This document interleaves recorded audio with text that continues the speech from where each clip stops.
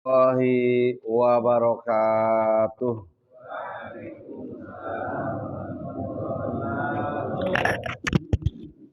Mari kita awali dengan bersama-sama membaca basmalah. Alhamdulillahi rabbil alamin. Wassalatu wassalamu ala Muhammadin wa ala alihi wa ashabihi wal mujahidina fillahi ajma'in. Amma ba'd. Qala Allah Ta'ala fi kitabihil karim wa huwa asdaqul qailin. A'udzu billahi minasy syaithanir rajim. Ya ayyuhalladzina amanu atii'ullaha wa atii'ur rasul wa ulil amri minkum.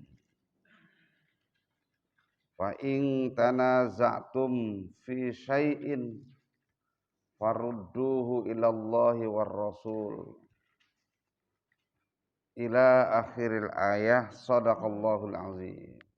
Bapak-bapak, ibu-ibu dan saudara-saudara sekalian, jamaah Masjid Bait Al-Mabrur yang dimuliakan oleh Allah. Alhamdulillah wa syukurillah, puji dan syukur kita kepada Allah bahwa pada pagi hari ini kita dalam keadaan sehat walafiat. Mudah-mudahan sampai siang kita tetap sehat, sampai sore kita sehat, sampai malam kita sehat, sampai pagi lagi dalam keadaan sehat walafiat. Sehat dan semangat, itu penting. Dua unsur yang membuat kita bisa sampai ke tempat ini pagi ini, yaitu sehat dan semangat. Sehat saja nggak punya semangat nggak akan sampai. Semangatnya menggebu-gebu tapi tidak sehat juga nggak bisa sampai, betul? Dan satu lagi, nikmat iman dan nikmat aman.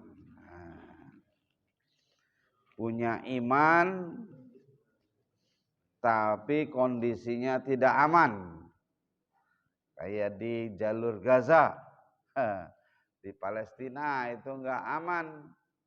Boro-boro bisa taklim kayak begini, mau sholat di masjidnya aja susah.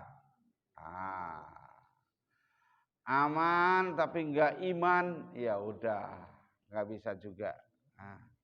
Kita alhamdulillah iman punya dan kondisi alamnya, lingkungannya aman sehingga bisa ngaji dengan tenang. Alhamdulillah.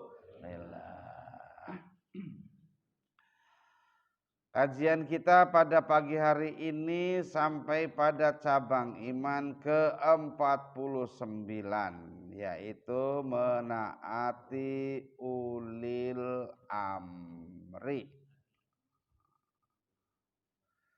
Sebagaimana firman Allah surat An-Nisa atau surat keempat ayat 59.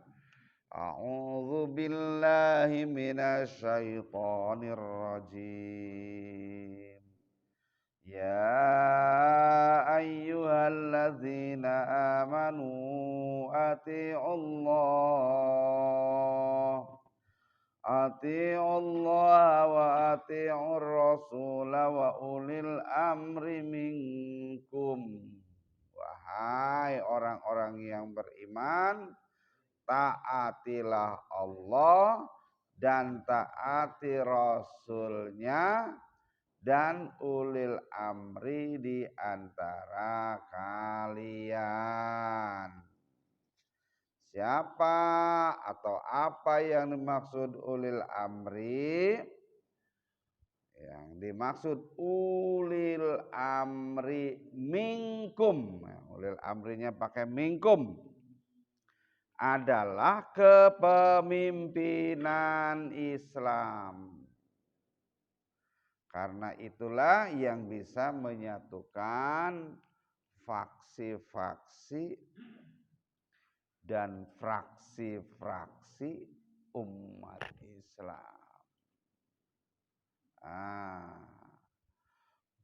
Umat Islam ini kata Rasulullah Sallallahu Alaihi Wasallam nanti akan terpecah-pecah menjadi berapa golongan? 73 golongan. Masya Allah.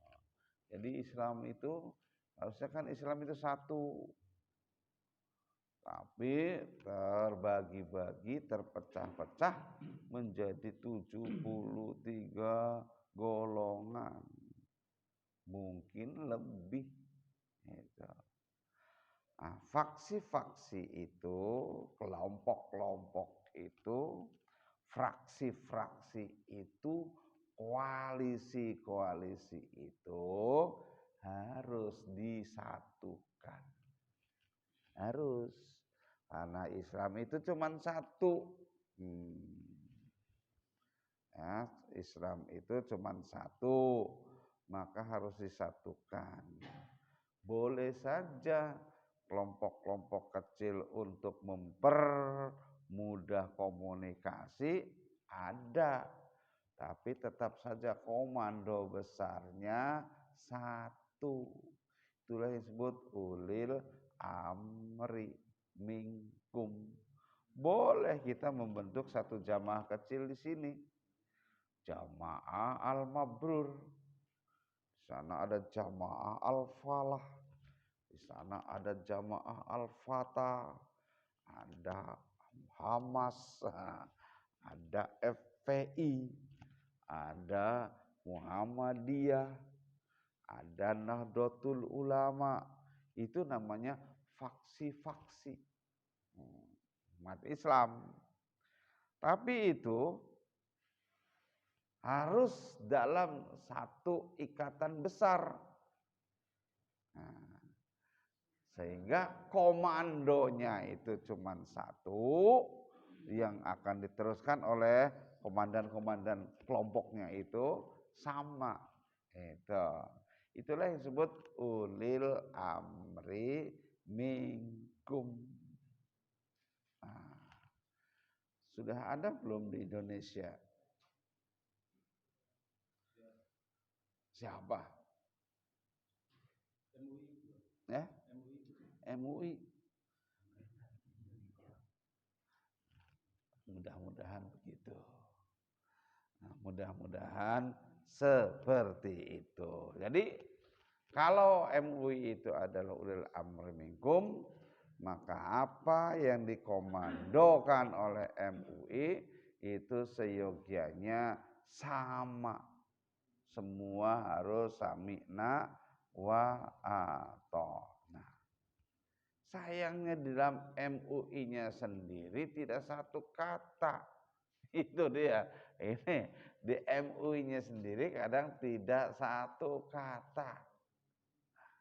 Ini sehingga masih agak sulit. Ya, jadi ulil amri minkum itu adalah kepemimpinan Islam. Tanpa kepemimpinan Islam, umat Islam tidak akan bersatu, tetap cerai-berai dan akhirnya kalah. Ketaatan pada ulil amri tidak termasuk pada hal-hal yang maksiat. Jadi taatnya pada ulil amri itu hanya pada hal-hal yang tidak bernilai maksiat. Sebagaimana riwayat Imam Ahmad dari Imran bin Husain bahwa Rasulullah bersabda, la ta'ata li makhluqin fi maksiatil khaliq. Tidak ada ketaatan kepada makhluk dalam bermaksiat kepada Khalik. Khalik itu Allah Subhanahu wa ta'ala. Nah, makhluk adalah kita. Tidak ada ketaatan kepada makhluk pada ulil amri. Ulil amri itu juga makhluk. Dalam bermaksiat kepada Allah. Jadi ada batasannya. Ketaatan kepada pimpinan itu ada batasnya. Batasannya selama perintah itu adalah untuk ketaatan kepada Allah, ketaatan kepada Rasulullah, untuk kebaikan bersama yang diridhoi oleh Allah, maka wajib taat. Tapi kalau perintah itu menyimpang dari keridhaan Allah, tidak sesuai dengan sunnah Rasulullah, tidak ada kemaslahatannya untuk umat Islam, maka tidak ada ketaatan kepadanya. Tidak boleh taat kepadanya.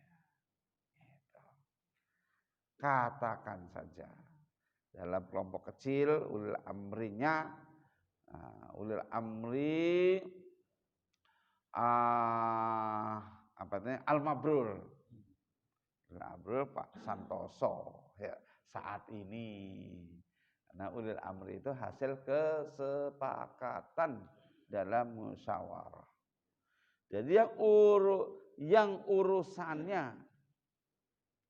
yang urusannya tentang masjid, tentang taklim, tentang kerja bakti di masjid atau di asrama di lingkungan ini, itu adalah komando tertingginya adalah Pak Santoso. Ya. Maka ketika Pak Santoso itu menyerukan,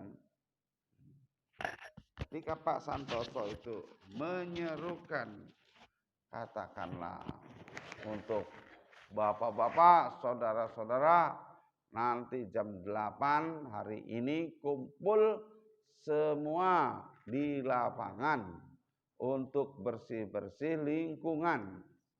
Itu seluruh jamaah di sini sami'na wa ata'na. Siap untuk melaksanakannya, dan itu adalah ibadah. Nilainya itu adalah ibadah karena melaksanakan ayat ini, melaksanakan surat An-Nisa ayat 59. Wah, itu Bang Pak Santoso aja kok yang ngomong. Tapi itu bukan semata-mata sebagai Pak Santoso seorang diri. Dia di sini fungsinya dalam lingkungan terbatas ya. Nah, itu ulil amri kita. Ulil amri kita. Taatnya pada ulil amri itu pada hakikatnya taat pada Rasul. Dan pada hakikatnya lebih dalam taat kepada Allah Subhanahu wa ta'ala. Ini dasarnya. Tapi misalnya nun sewu, misalnya Pak Santoso menyerukan, bapak-bapak,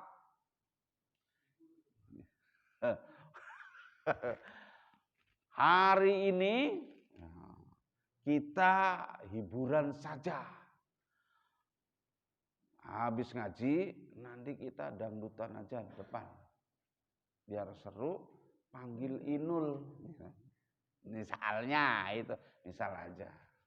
Walaupun Pak Santoso sebagai ulil amri, karena itu adalah bentuk kemaksiatan, maka kita tidak wajib sami'na wa ata'na, bahkan wajib meninggalkannya.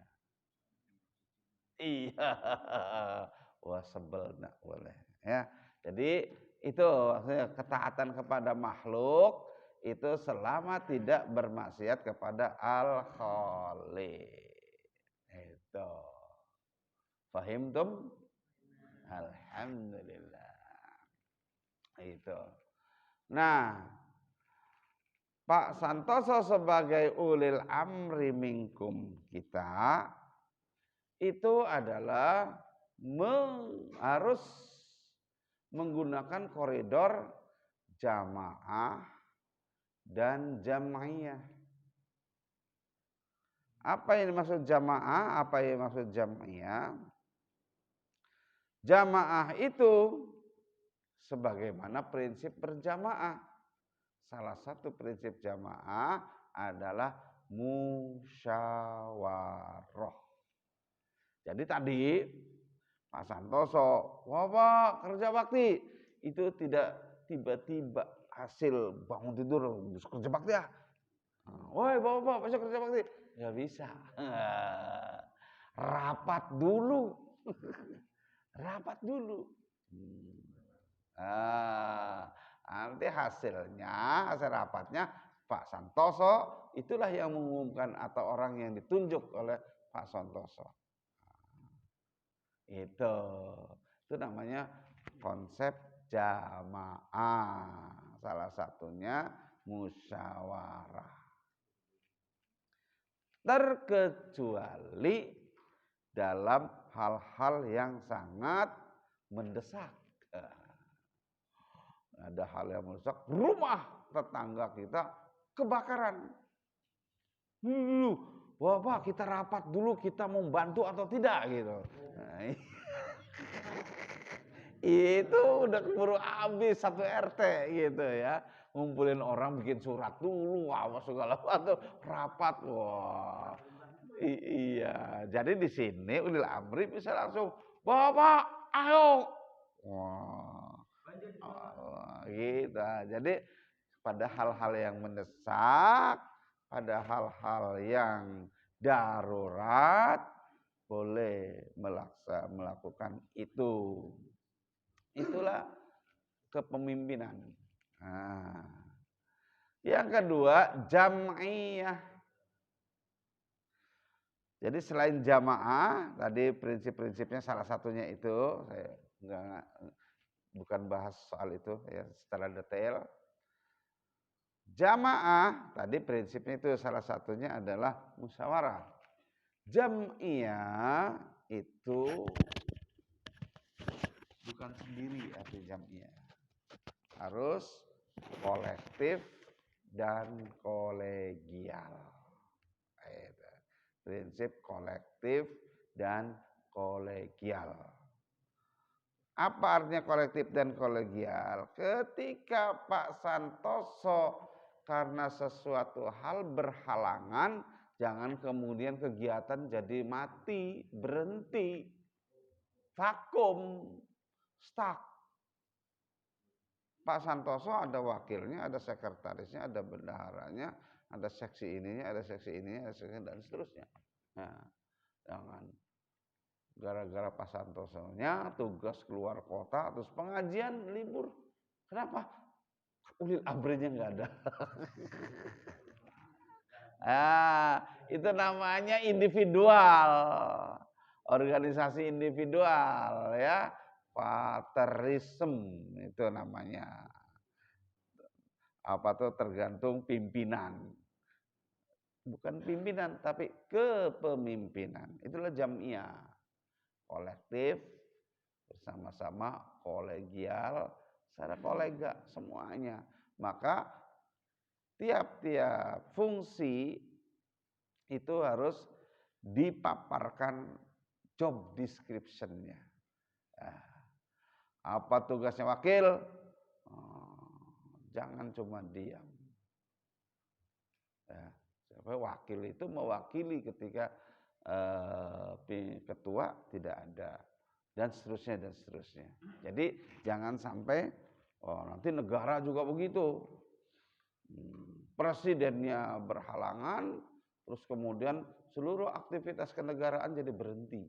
Ya, ada wakil presiden, ada menteri-menteri, dan sebagainya, dan sebagainya.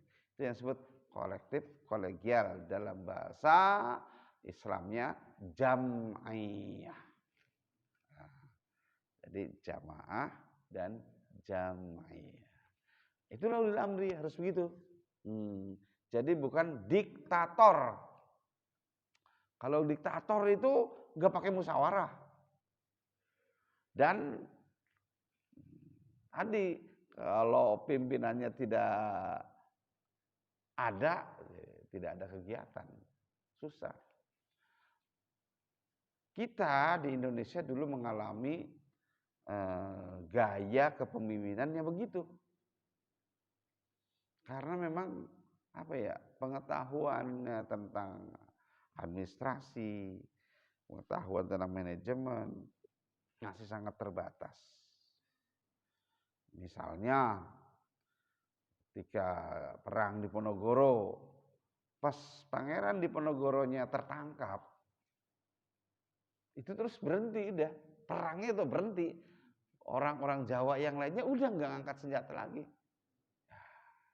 Rajanya, pimpinannya udah tertangkap. Ya, kayak main catur. Rajanya kena, udah. Wah. Jadi nggak begitu ya. Dulu di zaman kita di zaman itu seperti itu. Tapi setelah 1928 Kongres Pemuda menyatakan Sumpah Pemuda itu seluruh faksi dikumpulkan nasional ya. Ada Yong Java, ada Yong Slebes, Yong Bataksbon, Pemuda Sekar Rukun dan sebagainya ngumpul jadi satu. Tapi itu bukan kepemimpinan Islam, itu nasional karena di dalamnya ada berbagai macam agama. Gitu. Nah, Bapak sekalian, jadi ketaatan kepada ulil amri itu selama bukan pada hal yang maksiat. Rasulullah Shallallahu Alaihi Wasallam bersabda, "Man ato'ani, faqad Allah, wa man asoni, faqad asallah, wa may yuti'il amira, faqad ato'ani, wa may ya'sil amira, faqad asoni." Barang siapa yang mentaatiku, dia telah mentaati Allah. Barang siapa yang bermaksiat kepadaku, maka dia telah bermaksiat kepada Allah. Barang siapa yang menaati pemimpin, ulil amri maksudnya, dia telah mentaati aku.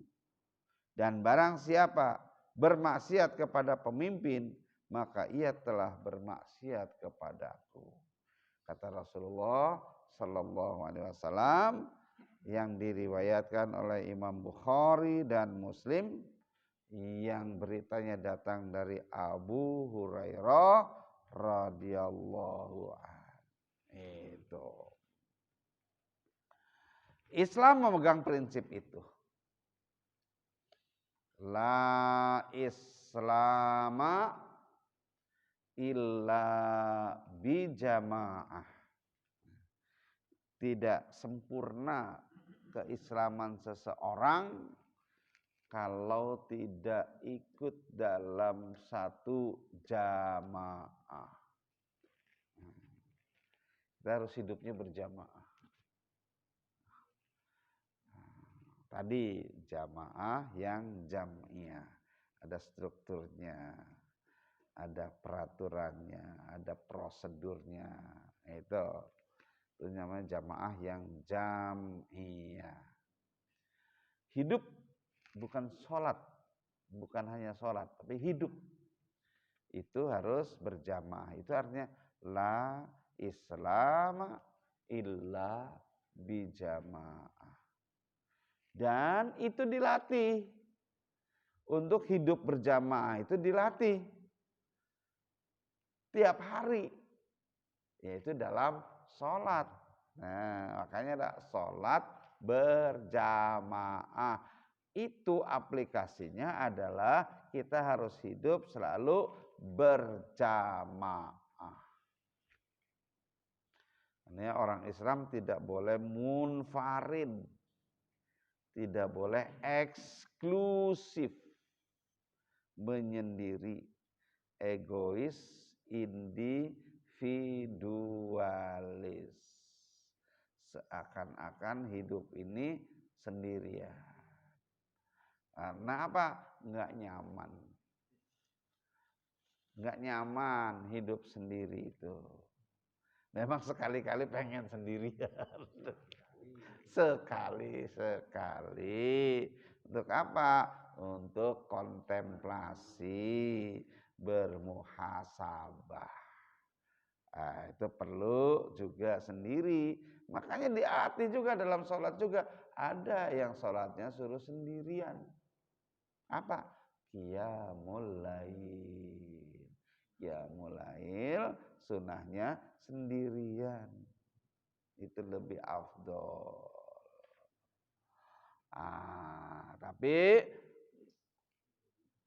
berjamaah boleh nggak? Boleh. Latihan. Namanya tarawih. Tarawih itu qiyamul lail. Cuman kok banyak banget orangnya, rame. Lagi latihan. Nah, itu. Jadi sholat ini merupakan latihan hidup. Sholat berjamaah berarti melatih hidup itu selalu berjamaah. La islama illa bijamaah, la jama'ata illa bitta'ah. Tidak ada artinya jamaah kalau kemudian tidak ada prinsip ketaatan. Jadi bentuk ketaatannya tadi hasil-hasil musyawarah yang kemudian menjadi tanggung jawab utamanya adalah ulil amri. Kita tanggung jawabnya taat kepada ulil amri itu. Maka hasil-hasil musyawarah, putusan-putusan musyawarah itu memang harus dibukukan, tulis, didokumentasikan, sehingga di notulennya itu ya rapi. Kalau perlu di-share kepada seluruh jamaah, ini loh rule kita, ini loh tanggung jawab kita bersama di bawah pimpinan ketua kita misalnya gitu. Tanggung jawab kita adalah satu, taat. Itu kemudian sunnahnya menegur. Sunnahnya menegur. Mubahnya ya. Jadi ada wajibnya, ada sunnahnya, dan ada mubahnya. Mubahnya diam. Mubahnya diam. Mubahnya bertanya atau mohon klarifikasi, penjelasan. Itu mubah. Boleh saja. Dalam sholat itu ada. Karena ditunjukkan dengan adabnya. Ketika imam lupa atau salah, maka kita disunahkan untuk menegurnya dengan prosedur. Prosedurnya dalam sholat, apa tuh kalau imam salah baca subhanallah. Artinya nggak salah-salah. Dalam hidup juga begitu, ketika pemimpin salah, sunnah kita adalah menegurnya. Bahkan di atas sunnah, yaitu fardu kifayah. Sampai pada fardu kifayah. Nah, fardu kifayah itu kewajiban sosial. Kewajiban sosial itu kalau ada salah satu yang sudah melakukan, maka tanggung jawabnya gugur semua. Gitu. Tapi kalau tidak ada sama sekali, nah itu dosa semua. Nah, sebenarnya demo itu adalah sesuatu yang makruh. Demo itu makruh. Terkecuali sudah jalur-jalur yang ditempuh, prosedur yang ditempuh itu tidak bisa ditembus, itu baru demonya tidak makruh, sunnah itu. Jadi demo itu boleh dilakukan dan bernilai kalau jalur-jalur prosedural tidak bisa lagi dilakukan. DPR-nya gak kerja, dititipin amanah tidak disampaikan, lapor polisi gak ditanggapi, apa boleh buat demo? Itu ya. Itu. Jadi selama masih ada jalur-jalur yang kondusif, yang persuasif, itu yang perlu ditempuh. La islama illa bijamaah, la jama'ata illa bita'ah, la ta'ata illa bibai'ah. Kecuali dengan kesetiaan. Ketaatan itu akan terjadi bila ada kesetiaan. Kesetiaan kepada apa? Pada ulil amri kita. Ada kecintaan, ada kesetiaan. Itu prinsip. Bagaimana kita akan taat kalau kita tidak cinta? Katakanlah mohon maaf ya di sini saja ya. Pada Pak Santoso itu harus ada rasa cinta, ada rasa kesetiaan, siap membantu. Karena apa? Pak Santoso ini merupakan figuritas dari keinginan kita bersama. Karena dipilih oleh orang terbanyak kan, minimal ditunjuk oleh secara aklamasi, berarti kan sangat dicintai, sangat diinginkan dalam hal ini. Gitu. Bagaimana bisa terjadi ketaatan kalau di hatinya grundel? Sebetulnya saya nggak senang tuh sama dia. Gitu. Boleh saja dulu tidak memilih dia. Pada awalnya saya tidak milih dia. Tapi ternyata mayoritas milih dia. Kita harus sudah mengenyahkan itu semua. Nah, itu dia. Lapang dodo. Ya. Tadi demo itu tadi satu jalan yang terakhir setelah prosedur yang benar, yang prosedural tertutup. Gitu. Misalnya, dulu kita nggak milih Pak Joko Widodo, saya milihnya dulu Prabowo, misalnya ya, gitu ya. Nggak usah disebut orang ini mah. Ini mah contoh doang. Misalnya saya tidak milih Pak Joko Widodo. Saya dulu milihnya misalnya Prabowo. Tapi ternyata entah bagaimana caranya gitu ya. Allah alam, Ternyata Pak Joko Widodo yang dipilih oleh orang lebih banyak. Maka kewajiban kita ya setia kepada Pak Joko Widodo.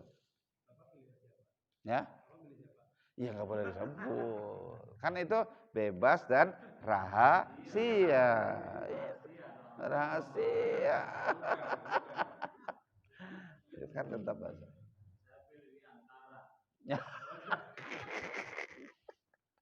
Itu kan rahasia. Jadi kalau rahasia itu kan nggak boleh dikasih tahu. Ya, gitu. Ya. Setelah itu, ya kita harus apa? Lapang dodo. Ya, apa boleh buat?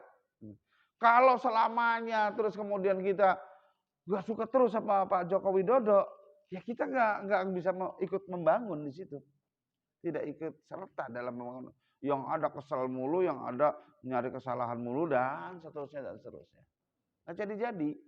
Itu. Udah. Kalau itu kepemimpinan Islam. Ini kan cuma sedang mencontohkan. Itu. Ya. Di prinsip-prinsip kejamaah ini. Prinsip-prinsip jamaah, prinsip-prinsip jamiyah. Rasulullah Shallallahu Alaihi Wasallam bersabda pada hadis yang lain, ya Aba Zarrin isma wa ati' walau abdan mujadda'al atraf. Masya Allah. Ya Aba Zarrin, hai Abu Zar. Kurang titik Pak, dalnya Pak, maaf. Ya Aba Zarrin, dalnya kasih titik, zal. Tulisan Arabnya ya, itu kan darin, harusnya zarrin. Kasih titik ya nanti di rumah kalau nggak bawa pulpen. Ya Aba Zarrin, wahai Abu Zar. Itu yang maksud Abu Zar Al-Ghifari, sahabat Rasul dari kalangan anak muda, mantan ini apa, orang Yahudi apa orang Majusi ini. Abu Zar ini Majusi, anaknya bangsawan, orang kaya.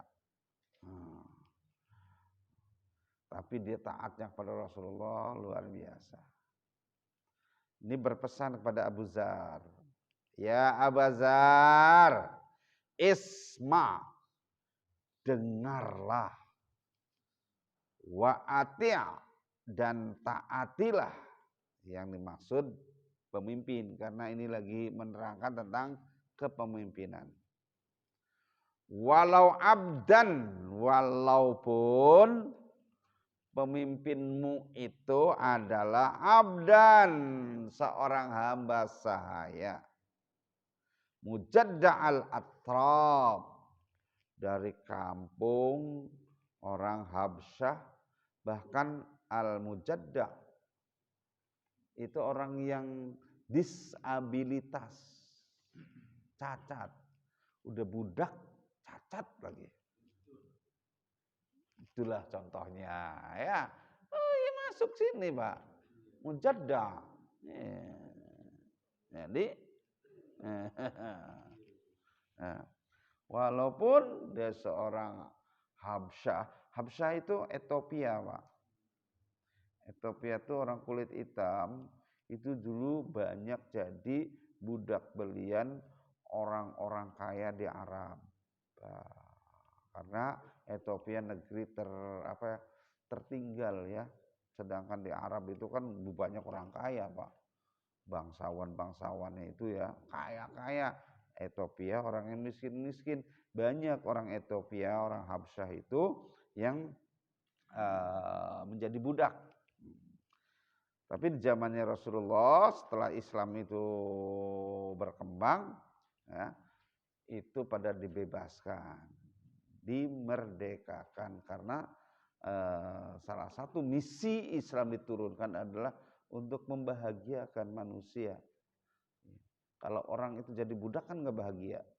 Cara membahagiakannya adalah dibebaskan dari status. Statusnya bukan budak lagi. Merdeka. Kalaupun dia masih tinggal di rumah itu, nilainya apa? Statusnya mitra. Mitra kerja. Jadi pembantu-pembantu kita, si Mbak kita, si Inem, si Iem, Mbak Tumi, itu semuanya. Jangan dianggap sebagai budak. Dia adalah mitra kerja. Nah, kalau mitra kerja ya dia dihargai sebagaimana pekerja, bukan budak yang harus kita duduk di kursi, dia duduk di bawah, nyimpuh. Ya, tuh kalaupun dia punya kebiasaan begitu, kita yang mengubahnya. Coba duduk sini. Boten Pak, gak apa-apa. Orang apa-apa. Sini ada bangku kok. Kita yang ini, karena dia nggak berani kan. Ya nggak berani, ya kita yang ini kan. Itu cara memuliakan, itu cara memerdekakan. Jangan insor, glosok gitu ya. Jangan ya. Nah, kita harus memuliakan manusia sejajar dengan kita. Ini di sini Abizar, kamu taatlah pada pemimpinmu, kalaupun dia jadi pemimpin, walau dia seorang budak dari Habsah yang cacat tubuhnya.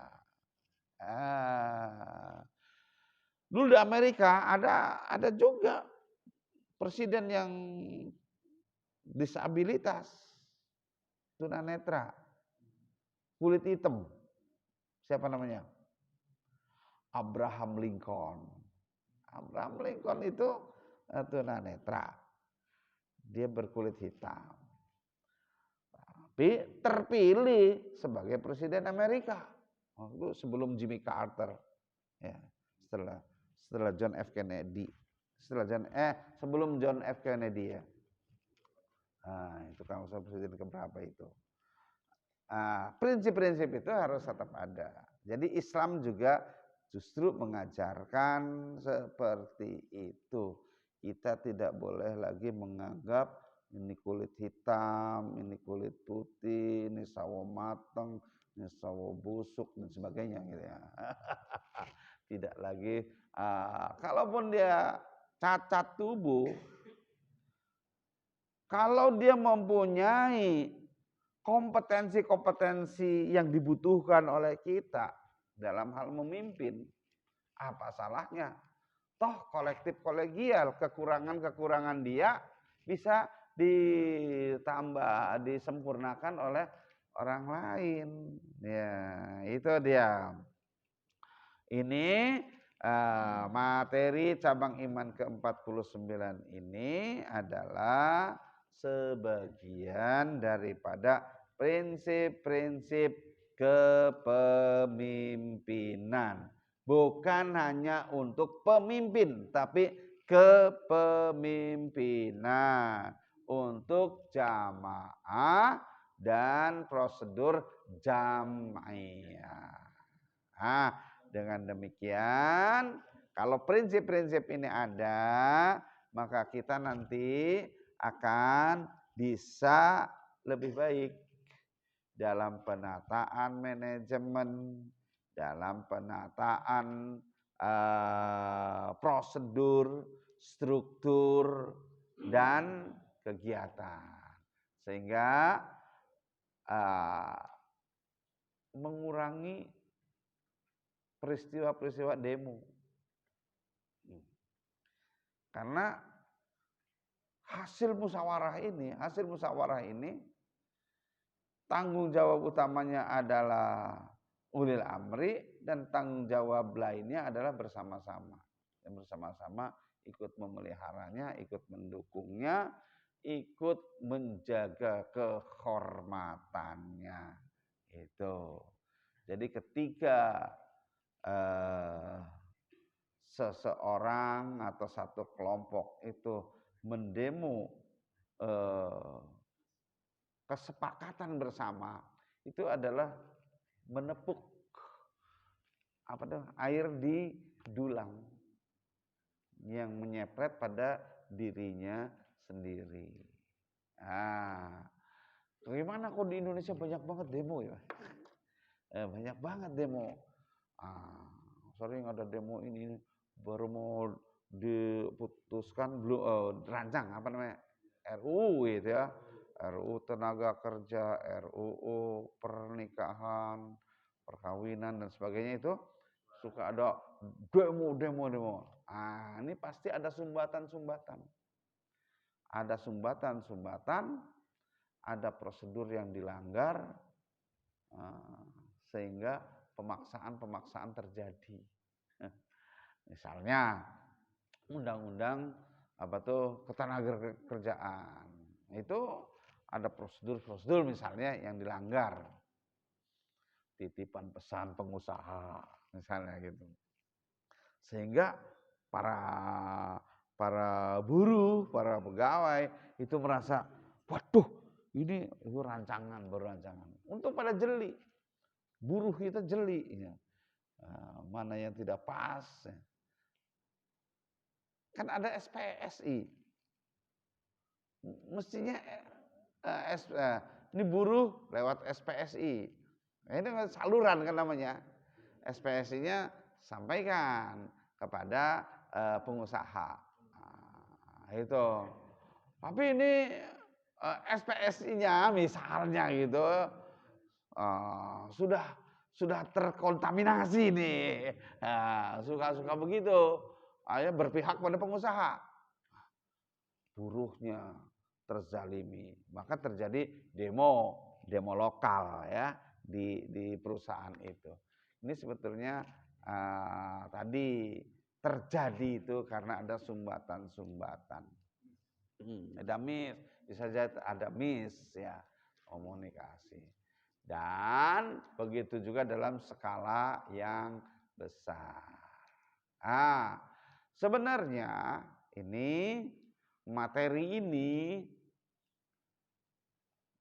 lebih dalamnya ini aslinya materi ini Pak 12 lembar. 12 lembar tentang materi ketaatan pada ulil amri. 11 lembar lagi berarti ya. Tapi saya yakin Bapak dan saudara-saudara sekalian kan orang sudah berkiprah dalam masyarakat di tempat kerjaan dan sebagainya, maka ini adalah pemicu-pemicunya saja. Ya. Di dalamnya pasal-pasal, karena isinya yang 11 lembar itu pasal tentang ini, itu ada di sini. Ulil amri. Kalau mau lebih detailnya lagi, nanti pada kajian setelah 77 cabangnya selesai dalam kitab Al-Hikam. Insya Allah. Demikian saja kajian kita pada pagi hari ini. Alhamdulillahirabbil alamin. Semoga Allah Subhanahu wa taala memberikan keberkahan dan ridhonya kepada kita sekalian. Wal afu minkum, dan kita sebelum diakhiri mungkin ada yang mau ditanyakan. Kami persilahkan. Tafadhol. Iya.